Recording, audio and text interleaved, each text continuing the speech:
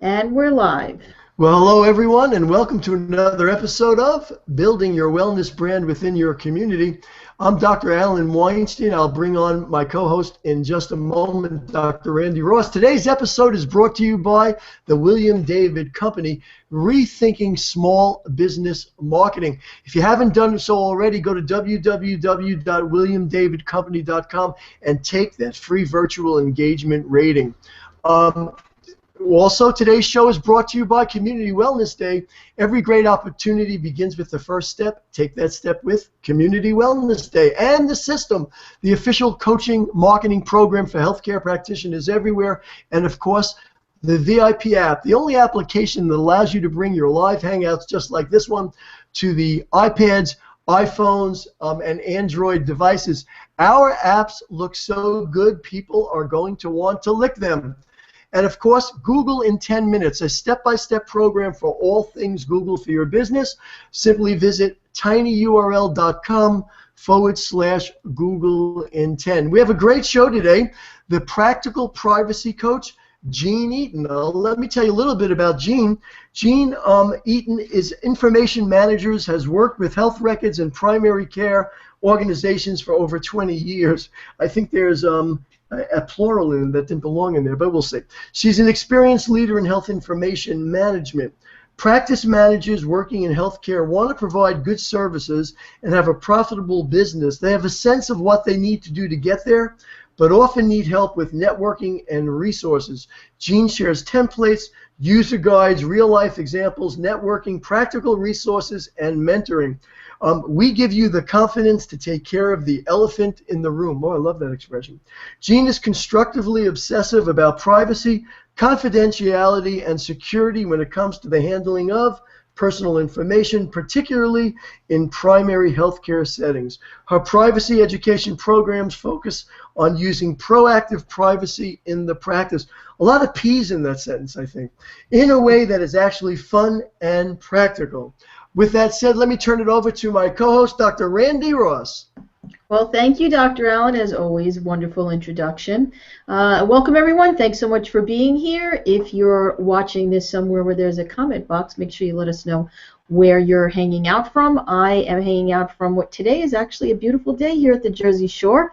Dr. Allen always joins us from the Berkshire Mountains. Well, today's guest I'm really excited about because it really mirrors what we talk about and what we teach here. And we talk about relationship marketing and how the different aspects and different strategies that we teach are a way for you to effectively grow your business. And today's guest, when we bring her on in a minute, is a perfect example of this. We've been doing these Hangouts, Dr. Allen and I, for 2 years now. And as a result of doing Hangouts, we're followed by a lot of people, and many of those people reach out to us, and we actually get an opportunity to build relationships with. And effectively, we go together. We create programs or for their particular followers, or then have someone back, which is what we're doing here today. I was a guest on Jean's show last week, so I could share what we do with her followers and with her clients and her members. And today we're reciprocating and having Jean on because she has some really interesting information. And have been out of practice for so many years, we really didn't have HIPAA and everything. I'm going to date myself here and say how long I've been out of practice. We didn't have so many of those issues. So this is all really important information, even for those of you that are not healthcare providers. Today, protecting people's privacy is such an important issue. So without any further ado, I'm going to welcome our special guest today, Jean Eaton of Information Managers. Welcome, Jean. Good morning. It's great to be here. Well, thanks so much for taking time out of your busy schedule. We're going to kind of, jump right in, and I think you have some really specific information that's important to our viewers. And I know primarily you work with healthcare providers, which are a lot of our viewers, but like I said, I think protecting people's privacy is important no matter what your kind of business entity that you're in today. So give us a little bit of a background of what your company does and why this information is so important. Information Managers works with healthcare providers and businesses of all kinds to help them manage the way that they collect, use and disclose personal information. So we have personal information in generally 3 different data sets. Patient information, your employee information, and the information about your business. So no matter what type of business that you have, you've got personal information that you need to protect. And no matter where you are and what legislation you need to follow, there's good practices that you need to put into place to be able to run an effective and efficient business, in addition to be able to engage and build that relationship with your patients and your clients to make them want to trust you because you trust that you're protecting the confidentiality of their information. Well, I think that is really. I'll say this again. I think this is so important, and I think it's one of these big disconnects that unless for some reason you're, I'll say, legally forced to, in the case of an example using HIPAA, many people don't understand. Like you just said, something that kind of sparked a thought in me is, protecting your employees' information. Give us a few strategies as to how to start this process if people are not really doing this the way that they should be. Okay, so our first slide, Dr. Al, talks about the collection, use, and disclosure of information. So no matter what type of that you have, you're always going to collect information. We want to remind people to collect the least amount of information that you need to do the job.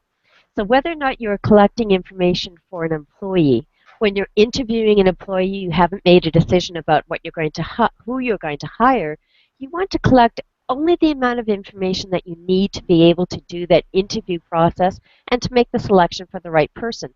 So you don't want to collect their social insurance number or their American counterpart for that information, because if you collect it, you're responsible for it. So while you're doing the interviewing, you want to get the basic information so that you can contact that employee, but not all of that personally identifying information that you're responsible for. We do the same thing with our patients. When you're getting a patient coming to your practice for the first time, you need to get the basic information from the patient. But if they perhaps got 2 years' worth of their records with them and they want to give it to you, you don't necessarily want to take it all. You want to get the information that you need to do your job and return the rest to the patient so that you're not responsible for that information. Once you collect it, you are responsible for the entire legal retention period. In healthcare, that's generally about 10 years. There are differences, but it's a long time. So you want to make sure that you're only collecting the information that you really need to have.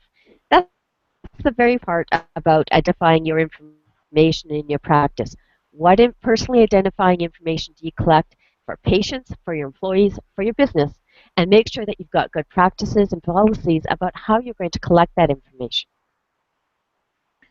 So the next step is how are you going I'm to... sorry. Go ahead. No, I had another a question in regards to this. So this is actually a process that not only you have to be aware of as the owner of the business, but these good practices have to be something that even your staff or your team are also trained in, so they don't do things to kind of shoot you in the foot as the business owner. Absolutely. The whole thing talks about communication. So we need to be able to communicate the plan. Often in a healthcare practice, we all have a pretty good idea about the business that we need to do, but the devil's in the details. We need to communicate and make sure that we're doing the right thing. One of the things that we can do that helps to engage patients in our practice is to be really transparent about the processes that we put into place. It helps to engage the patients, but also helps to make sure that we have good practices in place. Because if the patients know you're supposed to do this and you don't do it, they're going to call you on it and they're going to help you with that. So when you collect information, let's make sure that we're sharing the information with the patients about what information that we're getting and why we're going to use it. So the next step is how we're going to use the information. If you have a collection form and you've got a brand new patient coming to your practice, you usually ask, what are your name, the first name, your last name, the contact information. And if you're going to ask for something like your family physician, here's the opportunity on the form to say, do you have a family physician that you would like us to share information with? If you provide the name, we will give regular updates to your family physician. Do you authorize us to do this? So you're engaging your staff and the patients to let them know what information that you've collected, why you've collected it, and put it in context as to why they need that information. So we want to talk about the collection and the use of that information and let patients know how you're going to collect that information and why are you going to use it. Many stores and organizations have a privacy charter. And on our next slide, we have a couple of examples about things that you might want to have in your privacy charter. You can share information with your patients and let them know how you're going to collect the information. Why are you going to collect it? Who are you going to share it with? How long are you going to keep it? And how can patients have access to their own information? These are common privacy principles no matter what legislation that you need to be able to follow. It applies just as much as it does to patients as to your employees. We often have our patients sign a consent if they want their information sent from your practice to another practice. Do you have your employees sign a consent when the employees ask you to share their information, perhaps with the bank so that they can get a loan? You need to have that process in place so that you can be able to demonstrate as a business that you think their information is important, whether or not it's a patient or an employee, that you're following the best practices, that you're letting the patient or employee know what those best practices are, and that you're doing your best to follow those processes on a regular basis. Jean, can I play devil's advocate here for a second? Please do. Because we know a lot of, especially small business owners, or if in a practice, an independent practitioner, sometimes has a tendency to not go above and beyond when it comes to certain protocols like this. Can you share with us what happens if you don't follow this type of process of protecting people's personal information, and you shared it without their approval, or something along those lines? Like, what are the repercussions as a result of that, even if they're doing it unknowingly, not protecting it properly? I don't necessarily mean that someone would do something maliciously. Yeah.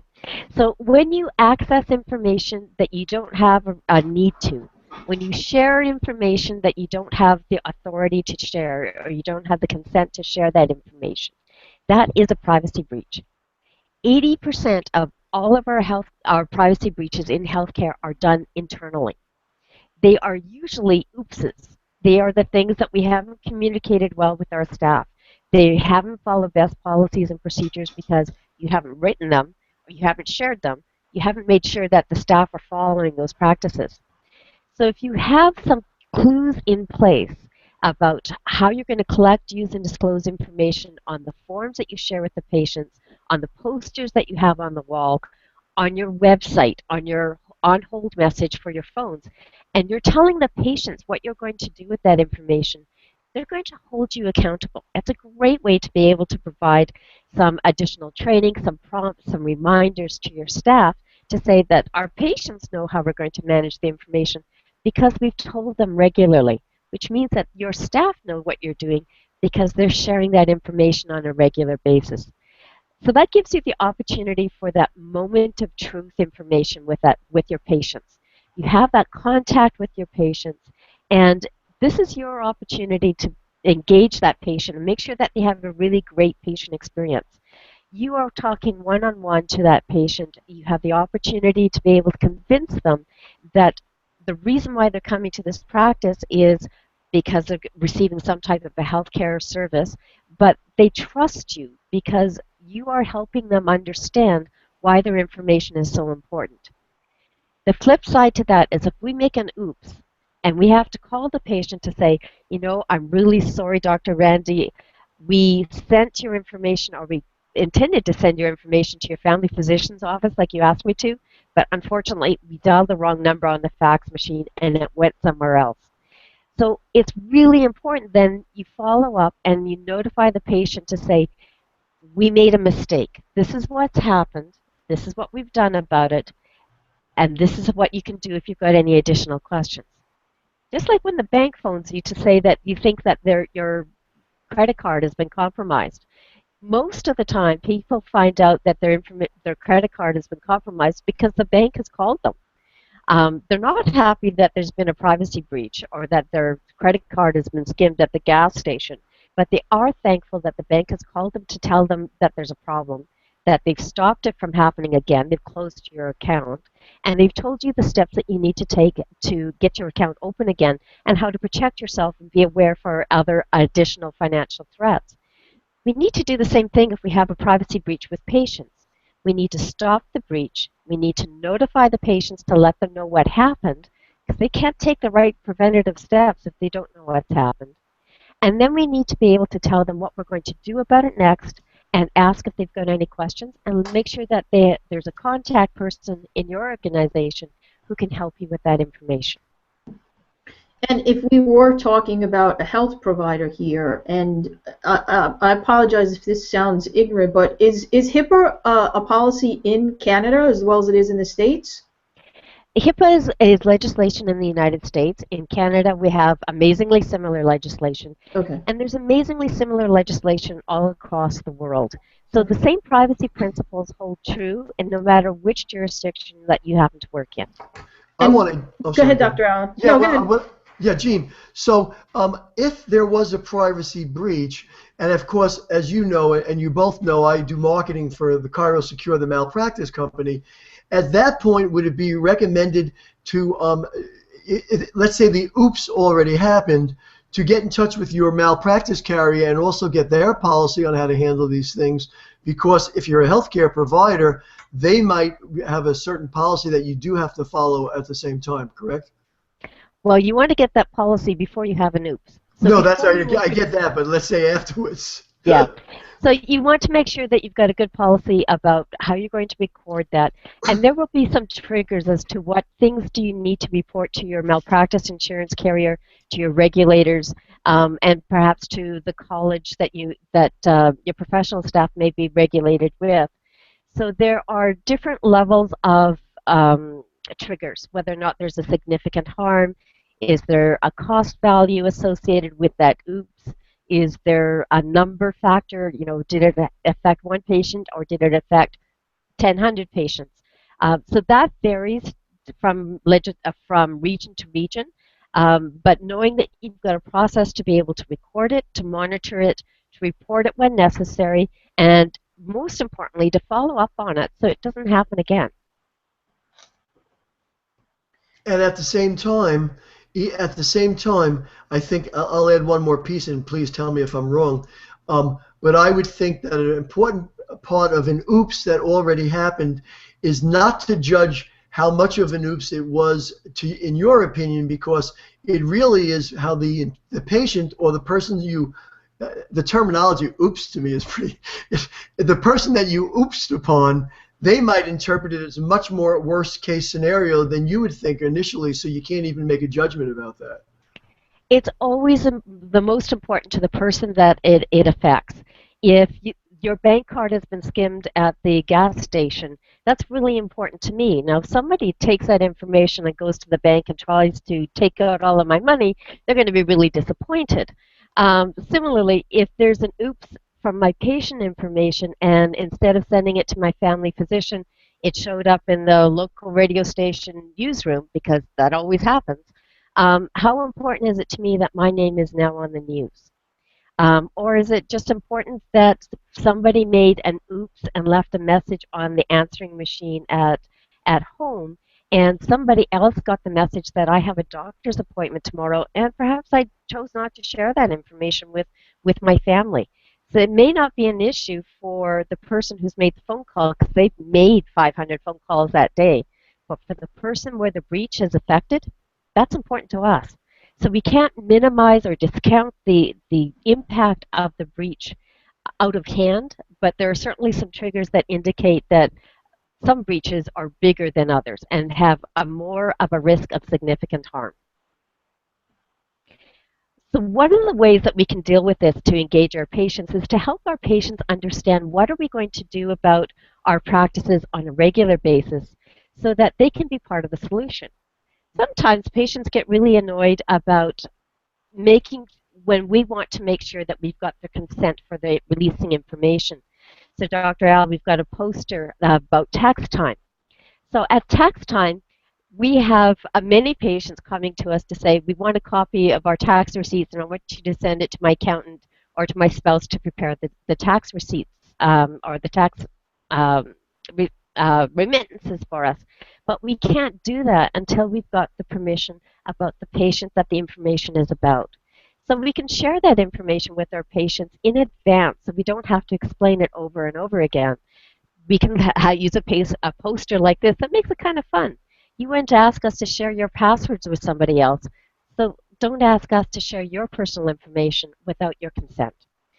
So there are ways that we can engage our patients to let them know what our practices are. And one of the ways that I ask you to do that is take a look about your frequently asked questions in your organization. What do patients ask you at the front desk on the phone on a regular basis about how they can have access to their information, how they can share their information with another healthcare provider or their insurance carrier or their employer? How can you make it easy for the patient to understand what your expectation is as a practice? So you don't have to tell them over and over again. They've already seen that information on the poster the last 2 times that they were at the clinic. So that's going to make it easier for your front office staff to be able to engage the patient and say, of course, yes, you can have your information sent to your employer. You already know that we need a consent form filled out. How can we make that easy for them? Can we put the consent form on your website so it's a download? You still need to receive the consent form, and perhaps having the patient bring it to you in paper is the best format. But if we can make those tools easy for the patient to access, they know the expectations of the practice, it engages the patient, they understand that you are protecting their information. You can have access to your information, but there's a process, and the process is really transparent and easy to do. Jean, I have a question about kind of about all of this when you're talking about letting people, understand your office policies in advance so there's no surprises. Is it acceptable to have, digital authorizations? Like today people can just sign. In other words, could you actually have almost like a little kiosk computer in your office, and when anyone needed to sign an authorized form, they could just go in there, do it digitally, and it instantly goes into your system, and there's a little bit less of a paper chase, so to speak? Sure, there are ways that you can digitize the information, and there are ways that you can have patients use a kiosk and they can schedule their own appointments. There's patient portals. There's lots of different technology in place, and they all have different merits and different benefits. But the things that you need to make sure of before you implement those digital processes is to make sure that you've got the right safeguards in place. So we have 3 categories of safeguards: administrative, technical, and physical safeguards. So you can add additional digital resources in place, but you still need to make sure that it's confidential and that it's secure. Is it better to have a patient sign digitally on a consent form on an iPad in your office rather than having a patient download the form and send the digital form to you by email attachment? Every time that you add different layers of digital tools, you need to have additional layers of safeguards. So is it possible? Absolutely. But it takes work to put it into place, to do it consistently, and to do it safely and securely. So having technology and all of those layers of technology requires additional layers of safeguards. Well, I have a kind of a big question here is, does a company like yours, Information Managers, or do you have programs in place where someone as a member or a client, you really guide them through this process and make sure that themselves as well as their staff or any affiliate members are not doing anything that could be, putting them at risk? Absolutely. So on our website, we have a lot of resources that are available for free. And for the most part, they're legislation neutral. So we help you ask questions in your organization. So informationmanagers.ca is the website. You can sign up for our newsletter and get regular updates about once a month. We don't flood your email inbox. However, we do have guests coming into our programs to be able to share information. We have digital downloaded resources that you can have access to, and they help you ask the questions about, do you have a good privacy charter in your office? Do you have an email process with your staff? What questions do you need to ask as an organization to help you put a good program together? So we have a lot of templates for you to be able to customize about how you hire employees, how you share information with patients, how you do your training with your staff, and lots of tips and reminders on a regular basis so that you can keep it top of mind. It's a pretty big elephant. You don't have to use it all at once. You can pick and choose which ones are perhaps the most important or perhaps the easiest ones to get started with. The big thing is you need to get started. You need to do a little bit at a time, and then you'll be able to figure out where the pink elephant is in your office, and you can manage that information. Well, this has been very enlightening. I'm even like sitting here thinking of I just hired 2 summer interns to help us with one of a big project that we have, a documentary that's gone to DVD, and now I'm even thinking about things that I probably should have done as I've taken their information. Absolutely, this is great. So the questions are really important. There's lots of ways to get to the answers, but we need to ask the questions. So we have templates on our website that help you with hiring employees right from before you even put the job posting together. The oath of confidentiality, the records management, how do you let your employees know what you're going to do with with their records, how are they going to have access to them, how are you going to keep it safe. So we've got lots of templates that can help you out there. Do you also cover information about your employees themselves understanding these privacy issues that, they're obviously privy to lots of personal information as well as health records that's very personal as well? Is there a particular process in training your staff as well, not just about protecting the information, but understanding the position that they're in as a safeguarder as well? Absolutely, and this is really important, and I can't stress this enough, that privacy awareness training needs to happen in your organization for everybody. Whether or not you are the person that is on the phone taking the information, or you are working in the housekeeping department, or you're a hands-on direct patient care provider, people don't get this. So we need to make it really basic for people to understand. We have lots of examples of privacy breaches of healthcare providers who, for some reason, thought it was okay to take information when they've looked up the patient records and post their information on Facebook. And these are healthcare providers who have years of university experience that suddenly think that that's okay to do. Well, we need to make sure that our employees know that no, that's not okay to do. We need to make sure that that our staff recognize when a privacy breach happens, because I don't want to know about a privacy breach once it's hit the news. If my staff think that they may have made a mistake, I need to make sure that they know how to notify, that they know how to make that notification, and that they feel safe doing it. We all are human, and we will make mistakes from time to time. As long as it's not malicious, we want to make sure that our staff feel comfortable to say, you know what, I heard something last week and I think I made a mistake about that. I need to let you know. We need to make that environment safe so that we can protect that information and make it easy to respond. So the privacy awareness, keeping it top of mind, subscribing to things like our newsletters and our webinars, just to give you an example of some things that you might need to think about on a regular basis, not just when you have to comply with HIPAA legislation, will make things easier to manage and give you that opportunity to engage your patients. The other thing is, if you can protect your employees' information and the employees think that you as a business think that this is important, that's the type of business that they want to be an employee and associated with. So it helps your patient retention, also helps you to recruit and keep your good staff. I would think that that it would be almost mandatory to work with someone like Eugene, because if they don't have someone to guide them and hold their hand through this process, then they could set up a procedure in their office that's totally a breach of what they need to be doing because they don't have that background. So it almost becomes, it sounds to me, and I have nothing in by saying this, but if you work with Gene or not, but ultimately it sounds like you need a Gene, otherwise you're lost. You're starting out behind the 8 ball. Am I correct? You need to find that network of resources. and you need to have someone to guide you. We get really tunnel focused when we're working in our businesses. It's really important to us, and there's lots of different things to be able to pay attention to. So if we can help you by helping you to ask good questions, and then helping you with some templates so that you can get to the answers that work for your organization, that's what I would love to be able to do. Let us help you with the elephant in the room. Yeah, and ultimately, do you have to go to their office to help them, or no?